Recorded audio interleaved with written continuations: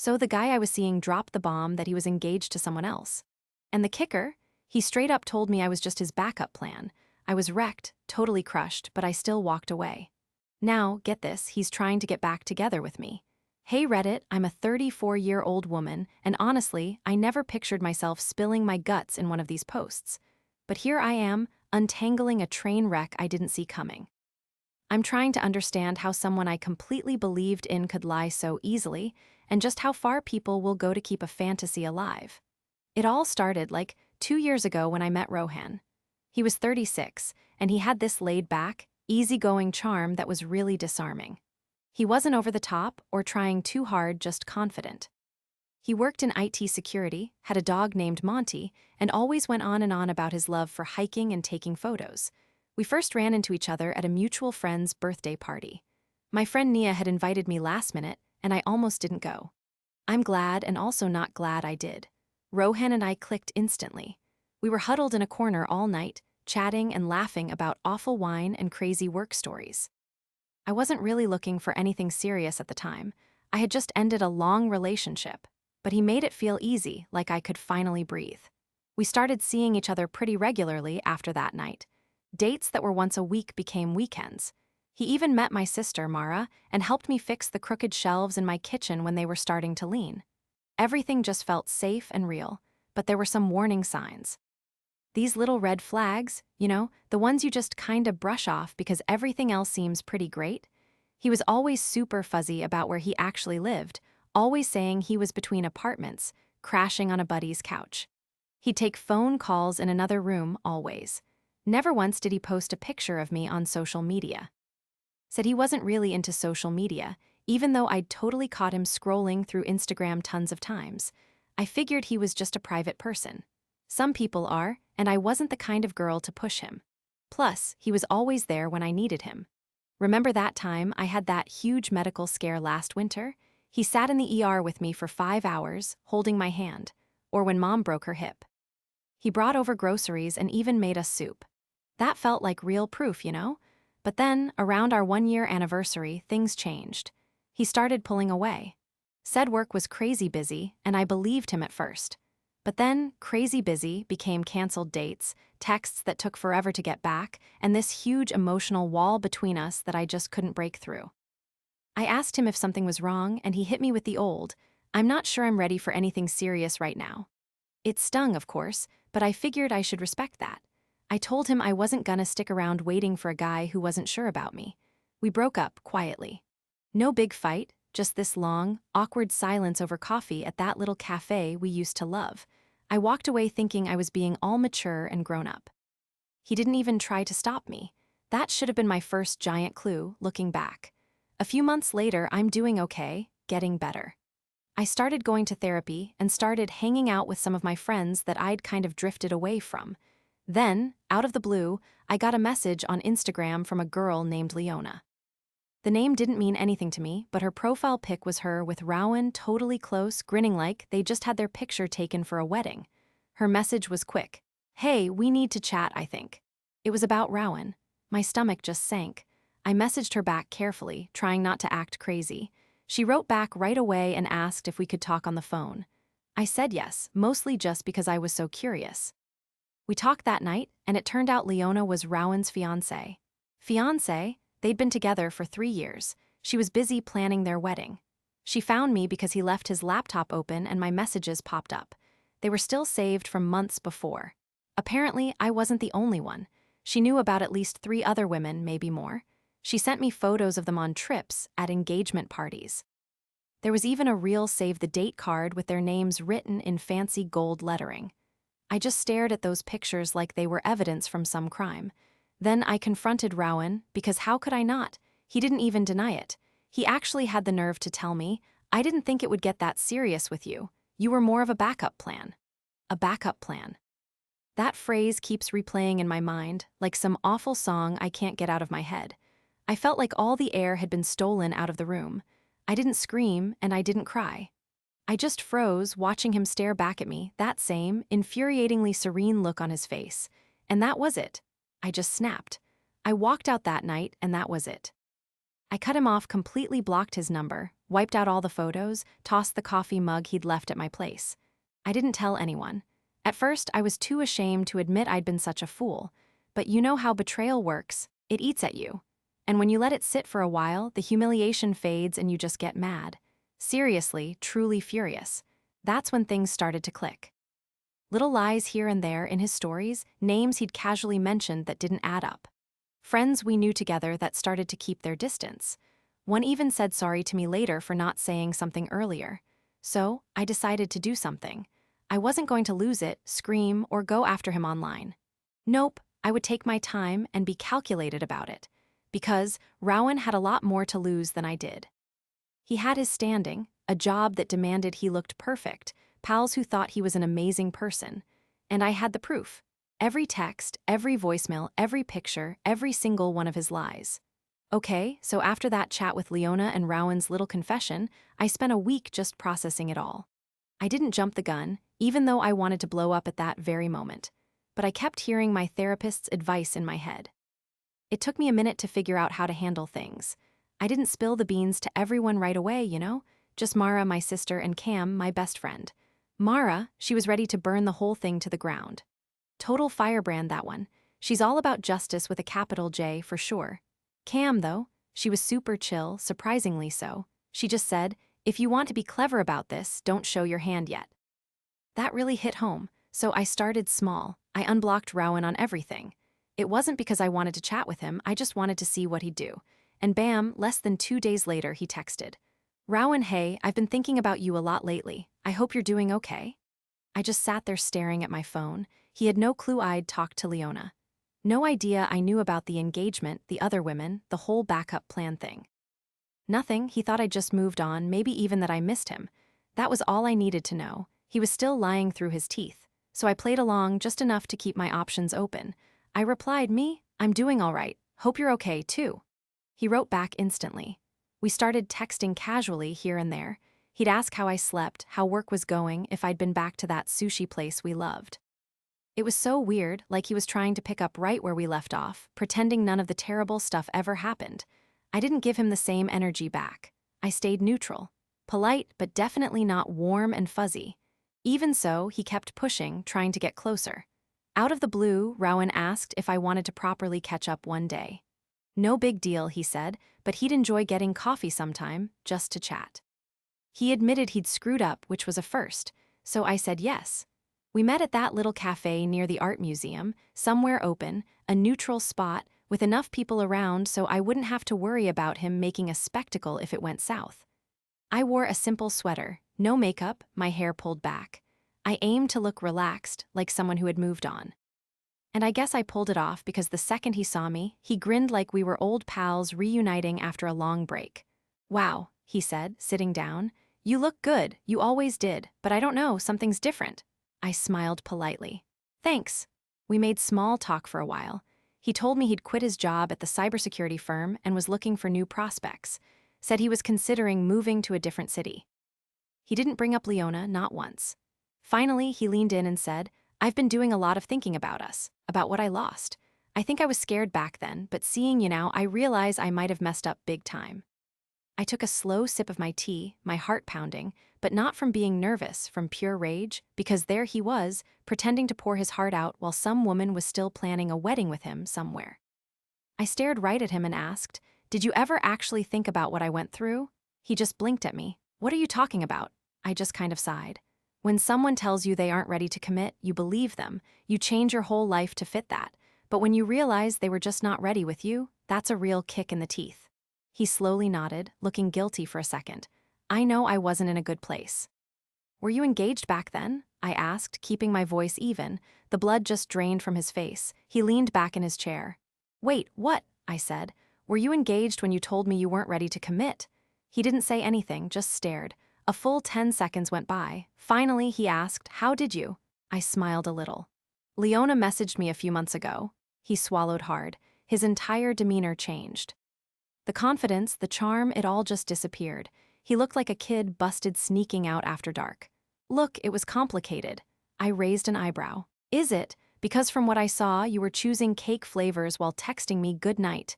He ran a hand through his hair. I didn't mean for it to happen. It wasn't planned. But you let it happen, I said softly. You let it happen because you liked having choices. You liked having someone make you feel secure while you messed around. He didn't say anything. We were quiet for a beat, the cafe's usual sounds sort of blurring the air, and the awkwardness between us was thick. Then, something unexpected just came out of my mouth. I'm not looking for a resolution. I already took care of that. I'm here because I want you to understand that I know the real you, and I won't let you change what happened. His eyes were flicking around like he was worried someone would overhear us.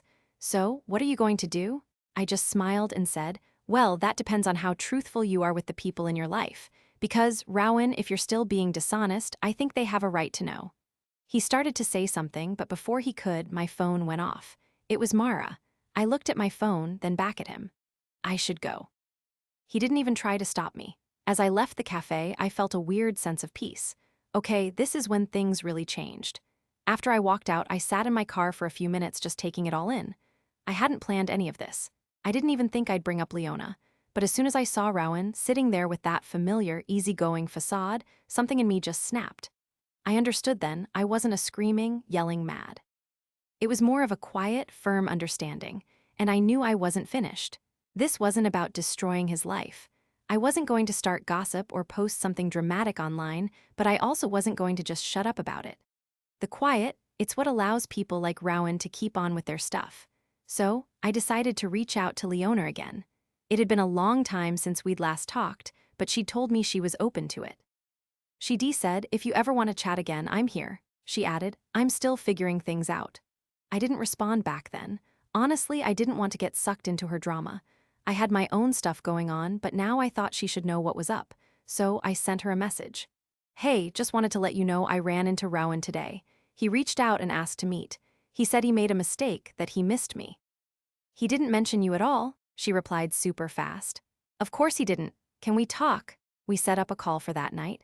I was a bit anxious, to be honest. I didn't know if she'd be mad, if she'd want to unload, or if she'd already forgiven him and just moved on.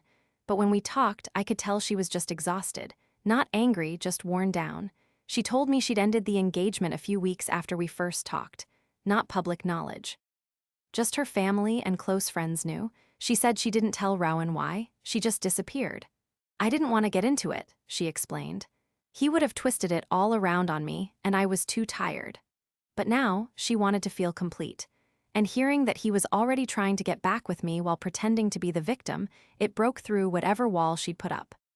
We chatted for over an hour, comparing notes, putting the pieces together. Turns out, she'd known him for almost a year before I even came into the picture. And the whole time he was feeding me that line about not being ready to settle down, he was taking her to meet his parents, going to weddings with her, even talking about looking for houses together after the holidays. It hit me hard. It was disgusting, honestly. But it also made something click. This wasn't some slip-up. Rowan didn't just stumble into lying. He made a choice to lie again and again. And knowing that made me feel a little less crazy for what I did next. Like I said, I wasn't trying to ruin his life. I just wanted him to face the music, to understand what he'd done. Rowan always acted like Mr. Perfect, responsible, tech-savvy, a real stand-up guy. He taught workshops, mentored new hires, even had this online blog where he gave advice about online safety and stuff. I'd seen him give talks.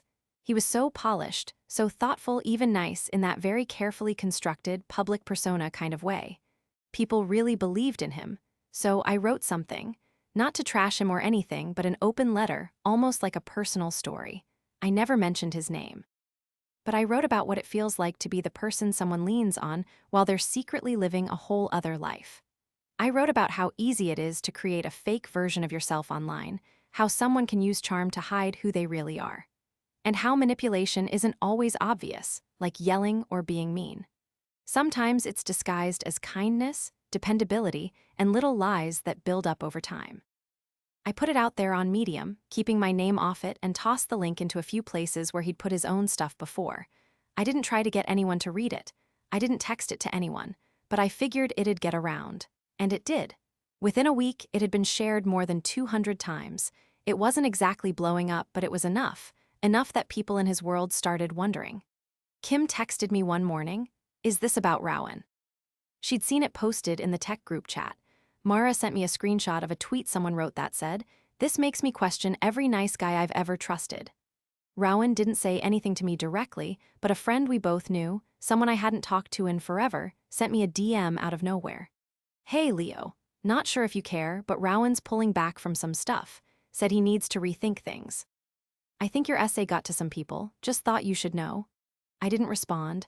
I just sat there feeling this calm satisfaction, not like I won or anything, just peace. I hadn't tried to make him look bad. I didn't trash him. I just told the truth, and the truth did its thing. But then, a few days later, Rowan showed up. Not a text, not an email. He was at my door. I opened it and just stood there, staring. He looked beat, older, like he hadn't slept in days. He had something in his hand, a little envelope. "I just want to talk," he said quietly. "No tricks, okay?" I didn't move. I didn't ask him in. I just crossed my arms and waited. He gave me the envelope. "What's this?" I asked. "It's a letter," he said. "No pressure," he added. "You don't even have to open it. I needed you to know the whole truth, everything. Look, I know I don't deserve it, but I'm trying to make things right." I stared down at the envelope in my hands. It wasn't sealed, just folded neatly. He took a step back. "That's it," he said. "Take care, Ava." Then he was gone. I held onto Rowan's letter for 2 whole days before I even touched it. It wasn't fear, not really. I needed to figure out why I was about to read it. I didn't want to open it out of some dumb curiosity, or because of old memories, or because I was still hoping for some kind of closure. I wanted to be ready. Whatever was in there, it couldn't change what happened. When I finally did read it, it was early, the sun barely up. I was at the kitchen table with a mug of tea, the apartment totally quiet, just me and that stupid envelope. It was handwritten, 5 pages of his messy scrawl. In places, it looked like he'd written too fast and had to go back and fix things. The first page was all apologies. He was sorry for how he'd handled everything, sorry for lying, sorry for hurting me. But then, the real stuff started. He spilled everything, admitting he'd been seeing other women for years, way more than just me and Leona. He'd been juggling at least 2 other women at the same time, seeing them on and off. He said it made him feel secure, having backups, you know? He admitted he was a mess, really insecure, always needing that validation, that reassurance that someone wanted him. He knew it was messed up, totally selfish, how he'd freak out at the thought of actually ending things with someone and would just keep them hanging on. But then he said I was different, the only one he actually respected, which is why he never fully committed. He was terrified I'd see right through his crap. That wasn't a compliment. It felt like a gut punch, a final, brutal blow. I mean, if he respected me, why couldn't he just, treat me with respect? He ended the whole thing by saying he'd started therapy and wasn't asking for anything. Not forgiveness, not even to be friends. He just wanted me to know the truth, that's all. I folded up the letter, slipped it back in the envelope, and tossed it in my desk drawer. It wasn't anger, it was just done. That same week, Leona and I went to lunch. It wasn't weird at all. Honestly, it felt like we were 2 people who'd weathered the same crazy storm. She'd finally moved out of their apartment, got a new job across town, and was planning a trip with her sister. She said she felt so much better, and you could totally tell she meant it. We talked about Rowan a bit, but mostly we just talked about ourselves, about our lives. Honestly, it felt like the first real heart-to-heart Leona and I had in ages. We weren't wading through the crap of what happened with him anymore. We just talked for hours, and for once, there wasn't any bad blood between us. We didn't need to explain ourselves to each other. We were just 2 women who'd been through the same mess, and now we were figuring things out for ourselves. Leona told me she was all about her career now, making her apartment a real home, and slowly finding her people again after ditching all the negativity. I could practically hear the glee in her voice when she talked about her new job and her plans. She was even thinking about traveling more, something she always wanted but never had the time or energy for. While we were still with Rowan, I told her how I'd finally picked up painting again, something I'd put on hold for years. It felt like this creative fire I'd ignored for ages, and honestly, getting back to that part of myself felt like catching up with an old buddy. We spent most of our lunch just chatting about our own dreams and the kind of lives we wanted to have without anyone else involved. It was just so great to realize we could focus on our own journeys now. We didn't need anyone else's approval. It was all about us. So after a few weeks, I saw that Rowan had silently taken down his community blog. It wasn't some big deal, no fanfare or anything, just a gradual disappearance. The link didn't work anymore, and there weren't any new posts. He also bylaid on a panel he was supposed to be on. People took notice. I guess word spread. Not because of anything I actively did. It's just that people talk, they remember things. His image, the one he'd built so carefully, started to crack, even though he'd tried to keep everything looking perfect for everyone else. I didn't feel that triumphant feeling I thought I would. It was more like a quiet understanding that things were sorting themselves out without me needing to keep pushing. I never set out to destroy him or make him miserable. That wasn't my goal. I just wanted the truth to be out there, not controlled by him. I wanted him to deal with what he'd done, and that's exactly what was happening. His own decisions were coming back to bite him, and I didn't have to lift a finger. One night, a message popped up in my inbox from someone I didn't know. It was a woman, someone I felt like I should recognize, but I couldn't place her. At first, she just messaged me, "Thank you." I thought I was losing it. Now I know I wasn't the only one. The message wasn't long, but it really affected me. This woman, she'd been through the same crap with Rowan, the guy I wrote about. She was another one of his victims, you know? She wasn't angry or anything, just thankful. She actually thanked me for helping her see what was going on, for showing her the patterns she'd missed. She finally realized she wasn't losing her mind. That meant the world to me, way more than any sorry Rowan ever mumbled. It made me see that the truth mattered, even if he never admitted to anything. Other people had been hurt, too, and it felt good knowing I'd helped them realize they weren't alone in this mess he made. So, what happened after all that? I moved on. Really moved on this time. No taking him back, no more drama. No endless talks, no trying to fix things. He wasn't my problem anymore. I finally got that. I didn't need some grand revenge, didn't need to see him fall apart. What I needed was to put myself back together without him. I needed to reclaim the space he'd taken up in my head and my heart, and that's what I did. I started painting again. Man, that first brushstroke felt clumsy. It had been ages since I'd touched a paintbrush. But then I found my groove. Slowly, I got my passion back, my own artistic voice. I circled back to my friends, the ones I'd drifted from when I was obsessing over someone who wasn't ever going to be mine. It was a total relief to get back to my own life, to do stuff just because I wanted to, no second guessing if it was okay with someone else. Then, a few months down the road, I met someone new. This wasn't some quick fix, nothing like that. Just a nice, easy beginning with a guy named Jonah. We're taking it slow. He's gotta earn my trust, you know, but he does. And it feels totally different this time. It's not because he's flawless or anything, it's because I'm different. As for Rowan, I haven't got a clue where he is. I haven't kept tabs on him, and to be honest, I couldn't care less. Maybe he's still in therapy, battling his demons. Maybe he's still messing things up for himself. Maybe he's trying to learn something from everything, or maybe not. That's not my problem anymore. He's the one who has to deal with the consequences of his actions, not me. So, now that I've laid it all out there, I've been wondering, am I the jerk for putting that essay out there? For not giving him a heads up? For letting his work life catch up with him without a warning? Or did I have a right to just quietly share the truth after everything he did? I'd really like to know your thoughts on it.